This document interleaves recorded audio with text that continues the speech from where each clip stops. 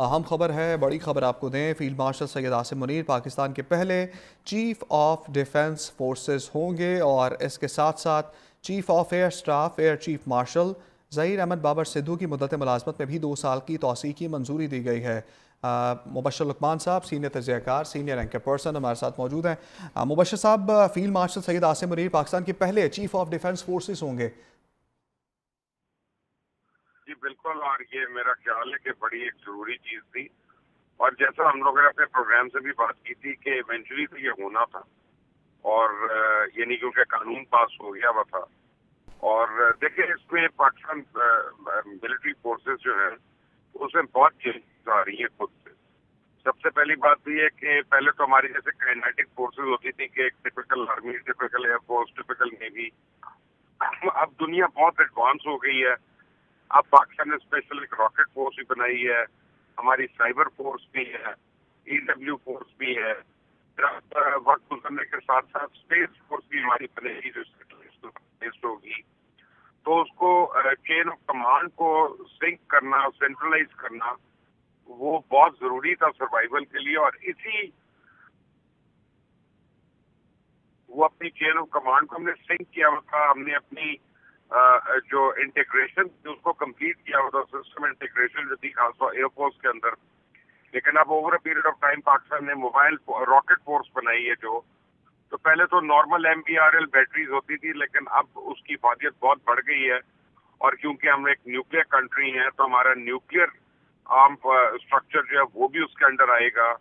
और तो इसलिए देखें कि ये बहुत ही जरूरी था, और जल्दी होना इसलिए जरूरी था। जो बातें लोग कर रहे थे कि एक तरफ अफगानिस्तान जो है रोज हमसे पंगे ले रहा है, दूसरी तरफ इंडिया जो है उसके जनरल्स रोज थ्रेट दे रही है।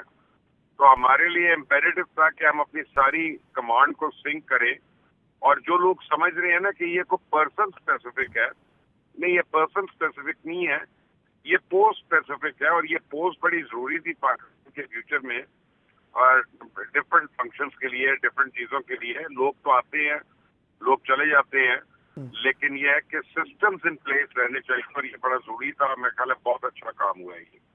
मुबशर लुकमान साहब, जिस तरह से आपने कहा कि बहुत अहम था, बहुत ज़रूरी था, सिस्टम में कितनी स्टेबिलिटी आएगी इस तैनाती के बाद?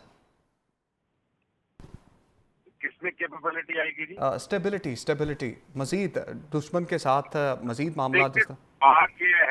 बात ये है, आप ये देखें कि इसका मजाक कौन उड़ा रहा था या इसको तकलीफ जी। किसको हो रही थी? वो इंडियन मीडिया को हो रही थी। और वो वाले हमारे सो कॉल्ड यूट्यूबर जो बाहर बैठे हुए हैं और जो मुल्क दुश्मन मवाद जो है वो दे रहे हैं, बार बार दे रहे हैं, तो उन्हीं को तकलीफ हो रही थी ना। जी। तो इसकी इम्पोर्टेंस से आप इस बात से अंदाजा लगाएं कि आपके दुश्मन की नींदें आराम हुई हुई हैं। वो रोज इसके ऊपर डिस्कशन कर रहा है। अभी आप देखें, इस कमांड के सिंक होने का मतलब जो है, अभी हमने 11 गुना बड़े मुल्क को, 6 गुना बड़ी फौज को हमने मारा है अभी, और बड़ी सक्सेसफुली मारा है। इतनी सक्सेसफुली कि दुनिया कह रही है, सिर्फ मैं और आप नहीं बात कर रही है, अमेरिकन कांग्रेस ने अपनी रिपोर्ट में लिखा है इसको। और कई पेजेस के ऊपर मुहित ये रिपोर्ट है जिसपे उन्होंने पाकिस्तान फोर्सेस के मुतल्लिक ये लिखा। डिफरेंट जर्नल्स जो है दुनिया के ये लिख रही है। प्रेसिडेंट ट्रंप एडमिट कर चुके हैं इसको कई बारी। तो ये तो हमने मारा वहां पे। तो उसकी वजह यही है कि हमारी फोर्सेस की जो सिस्टम इंटीग्रेशन है वो बड़ी अल्हम्दुलिल्लाह सुपर्ब है। तो अब इसका नेक्स्ट लेवल जो था कि ना सिर्फ फोर्सेस को बल्कि अपने तमाम कमांड कंट्रोल को भी जो है वो उसको सिंक करना है ना। अब ये थोड़ी है कि अब आपकी जंग हो रही है और वो चीफ जो है वो कॉल करके पूछ रहा है कि यार वो मिसाइल चला दो, और वो फोन नहीं मिल रहा, नेटवर्क डाउन है। ऐसा थोड़ी होगा आपकी जंग में। तो उसको आपने सिंक ही करना है ना, ताकि हर चीज जो है वो एक पुश बटन से इनसे कंट्रोल रहे। So I think this is the need of the modern warfare, nothing else. Mubashar sahab, एक तबका जो है वो अंदरूनी तौर पर भी मुल्क की साख को नुकसान पहुंचाने की कोशिश कर रहा है। जिस तरह से आपने भी जिक्र किया कि तनकीद मुल्क के अंदर से भी इस फैसले पर हो रही है, उसको रोकने के लिए क्या तरीका आजमाना चाहिए कि वहाँ पर ये मामला बंद हो?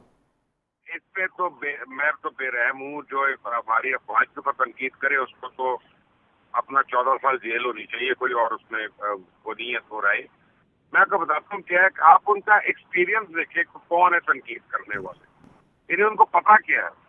ना उनको ए का पता, ना बी का, ना अलिफ का, ना बे का, ना बे का, और वो बता रहे हैं कि सिस्टम्स क्या होने चाहिए और कैसे होने चाहिए। ये तो बेतुकी बात है ना कि अगर मैं आपके साथ बैठकर ये बहस करूं कि वो जो है ना न्यूक्लियर फिजिक्स क्या होती है, अब मुझे क्या पता क्या होती है, और मैं आपको बताऊं कि उसको कैसे बेहतर करेंगे और ये करेंगे, या KRL को हम कैसे बेहतर करें सिस्टम्स बना के, तो ना मेरी ये काबिलियत है, ना आपकी ये अहलियत है कि आप उसको जज करें। तो जो प्रोफेशनल है उन्हीं को पता है ना कि कैसे करना है, क्या करना है। आपको पहले पता था जिस तरह इन्होंने इंडिया को मारा, यानी ये तो वो लोग हैं ना जो आज से 6 महीने पहले डूम एंड ग्लूम की कहानियां देते थे कि जनाब पता नहीं क्या हो जाएगा, हमारी फौज को खाना खासा लड़ सकती है, नहीं लड़ सकती, इंडिया ये करेगा वो करेगा, जंग हो गई तो। और जब जंग हुई और इंडिया को फुट पड़ी और उन्होंने पूरी एयरफोर्स 2 दिन ग्राउंड कर दी, तो उसके बाद ये कहने पहले ये कहते थे कि नहीं नहीं ये तो जंग नहीं हुई थी, ये तो खुद ही कराया गया, ये भी कहते थे, PTI वाले ही कहते थे हमारे दोस्त और वाकिफ जो है। तो अब सब कुछ हो गया, इनकी तो कभी ठंड पड़नी नहीं। वो क्या मुनीर न्याजी का शेर है ना, जिस शहर में भी रहना उकताए हुए रहना, तो अब उकताए हुए लोगों के लिए तो कुछ हो नहीं सकता, रहने दे उकताया हुआ उनको, लेकिन सजा मिलनी चाहिए। जो लोग मुल्क के दिफा के अंदर आके दूर डाले, उनकी माफी नहीं हो सकती। मुबश्शिर साहब, कुछ लोग ऐसे भी हैं जो मुल्क से फरार हो गए हैं या बैरून मुल्क बैठकर जो है वो तनकीद कर रहे हैं, और आजकल सेम टॉपिक पर जिसकी आज हम खबर दे रहे हैं अपने नाज़रीन को, उस पर बहुत ज़्यादा तनकीद की जा रही है वहाँ से बैठ के यूट्यूब के ऊपर। आप देखें कि उनको तकलीफ कितनी है। यानी पाकिस्तान में अगर कोई चीज स्ट्रेंथन होती है, पाकिस्तान बेहतरी की तरफ जाता है, इंडिया कमजोर होता है, तो उनको तकलीफ है। उनको ऐसा सिस्टम चाहिए जिससे खुदा न खास्ता पाकिस्तान कमजोर और इंडिया जो है वो उनके हमारे सामने एक जिन लगे। ये बेसिकली पाकिस्तानी नहीं है, या पाकिस्तानी है लेकिन पाकिस्तान से मुखलिस नहीं है, और इनकी दिहाड़ियां लगी हुई हैं। अब आप देखें कि एक मकसूद साहब की जमात है, उसके मुतालिक हमें एविडेंस मिल गया कि इजराइल और इंडिया उसको फंड दे रहे हैं वहां से। वो आपके दुश्मन है।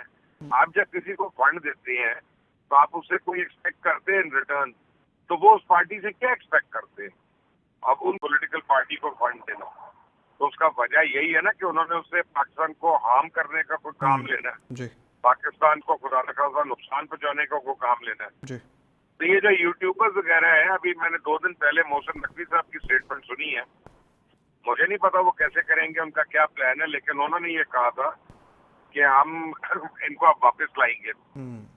और मैं कहता हूँ वापस ना लाए वापस, उनकी हमें जरूरत नहीं है। गंद बाहर है तो बाहर रहने दें। इनके शनाख्ती कार्ड ब्लॉक करें, इनके पासपोर्ट ब्लॉक करें। जिनके फॉरेन पासपोर्ट है वो भी एक्सपोज हो जाएंगे कि वो किस एजेंडा पे कर रहे हैं, और जिनके अभी तक फॉरेन नहीं है उनके जरा आग तो लगे ना उनको।